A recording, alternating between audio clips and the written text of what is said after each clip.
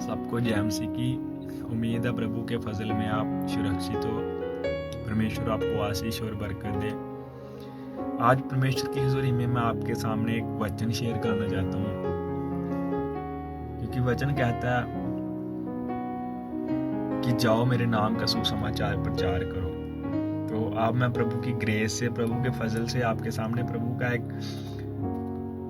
वचन शेयर करना चाहता हूँ। बाइबल कहती है कि हम परमेश्वर के लिए क्या करें। बाइबल बताती है कि परमेश्वर के लिए हम क्या कर सकते हैं। इंसान हम परमेश्वर के लिए सुसमाचार प्रचार कर सकते हैं, क्योंकि बाइबल में प्रभु यीशु मसीह ने उठाने जाने से पहले आज्ञा दी थी कि जाओ मेरे नाम का सुसमाचार प्रचार करो और मेरे नाम से लोगों को बपतिस्मा दो, रोगियों को चंगा करो, अंधों को दृष्टि दो, लंगड़ों को चलाओ और मुर्दों को जलाओ। मैं आपसे लेकर अंतिम दिनों तक सदा ही तुम्हारे साथ रहूंगा। हालेलुया। तो हमें परमेश्वर का सुसमाचार प्रचार करना चाहिए। हालेलुया। क्योंकि बाइबल बताती है कि जिसने बाइबल में कुछ पाया है उसने डिजर्व नहीं किया, उसने फाइट किया।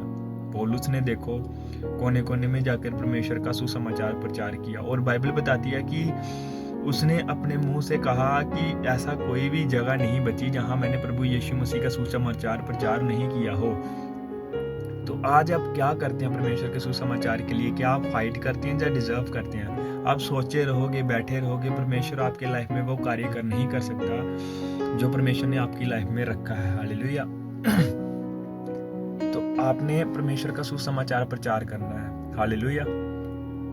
सुसमाचार प्रचार करने से क्या होता है? आप परमेश्वर के प्रिय हो जाते हो। हाँ, परमेश्वर के आप प्रिय हो, पर अति प्रिय।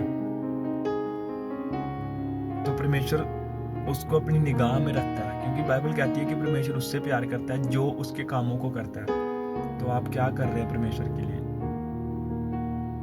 क्या बस मांगने जाते हो परमेश्वर से कुछ लेने के लिए, पाने के लिए, इच्छा के लिए, अभिलाषाओं के लिए? मेरा घर बन जाए, मुझे मोटरसाइकिल मिल जाए, मुझे बाइक मिल जाए, मुझे मेरे बच्चे की ब्लेसिंग मिल जाए। हाँ, एक लेवल पे ये काम सीमित है, पर परमेश्वर का जो महत्वपूर्ण कार्य है परमेश्वर का सुसमाचार प्रचार करना। हालेलुया। तो आपने सुसमाचार प्रचार के लिए एफर्ट करना है। आपने निकलना घर से बाहर, परमेश्वर के सुसमाचार का प्रचार करना, क्योंकि पौलुस और सिलास ने सुसमाचार के लिए बैंतें खाई और बेड़ियों में जकड़े गए। पौलुस ने कोड़े खाए, बाइबल में लिखा है उसने कोड़े खाए, उन्हें रूह के जख्म खाए। बहुत से ऐसे दास थे, ऐसे जो परमेश्वर ने बाइबल में, परमेश्वर के पवित्र शास्त्र में लिखा गया है कि उन्होंने इतने दुख उठाए, वो पथराव भी किए गए। यह उनकी बदौलत है आप सुसमाचार और वचन बड़े आराम से और बड़े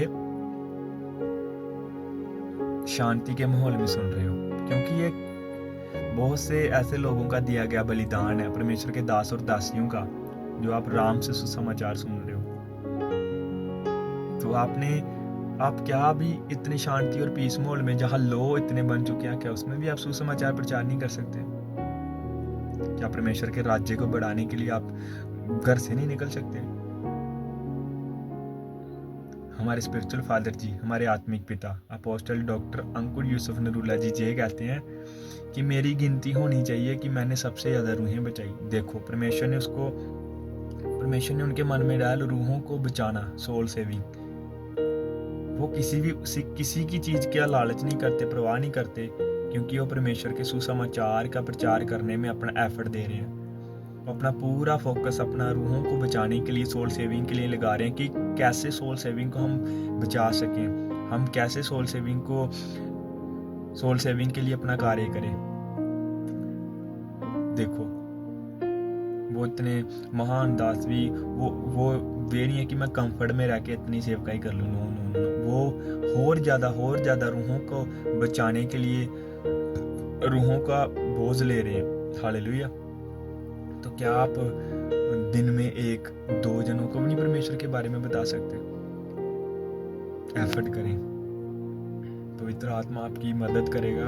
आप पवित्र आत्मा को बोलें कि मुझे सुसमाचार के लिए हेल्प दें, मुझे सुसमाचार के लिए मेरे रास्तों को खोलें। परमेश्वर आपके रास्तों को खोलेगा। मेरा बिलीव है इस वचन को सुनने के बाद आप सुसमाचार प्रचार करेंगे, क्योंकि आप जब परमेश्वर के सामने खड़े होंगे, आप क्या परमेश्वर आपको देखेगा कि आप अकेले स्वर्ग में आए हो।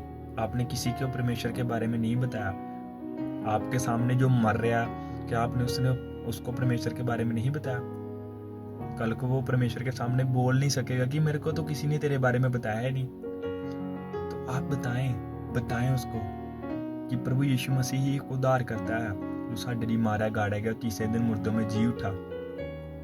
उसके लहू की ताकत ही हमें पाप से आजाद करती है, क्योंकि उसने अपने ऊपर ताड़नाओं को सह लिया ताकि हम अपने ऊपर ताड़ना न ले सके। वो गरीब घर में पैदा हुआ ताकि हम गरीब न रह सके। उसने अपने ऊपर कंडेयों का ताज पहन लिया ताकि हम डिप्रेशन में ना रह सके। उसने अपने ऊपर थूक को आया ताकि हम शर्मिंदे ना रह सके। देखो, प्रभु यीशु मसीह ने शरीर में भी दुख झेले हैं। अगर परमेश्वर ने आत्मा में हमें चंगाई देनी होती तो शरीर में दुख ना झेलते। तो आपने प्रभु यीशु मसीह के बारे में बताना है कि प्रभु यीशु मसीह है जो आत्मा का उद्धार करता है और शरीर का भी उद्धार करता है, क्योंकि परमेश्वर ने महिमा देने के लिए आपको चुना है। और आप जगत की ज्योति हो, आप जगत की ज्योति हो और आप पृथ्वी के नमक हो। तो आपने नमक और ज्योति बनकर चमकना और अपना स्वाद जो आपने प्रभु यीशु मसीह से चखा है वो बांटना है, क्योंकि बाइबल कहती है कि आप आशीष के लिए आए हो और आशीष ही बांटोगे।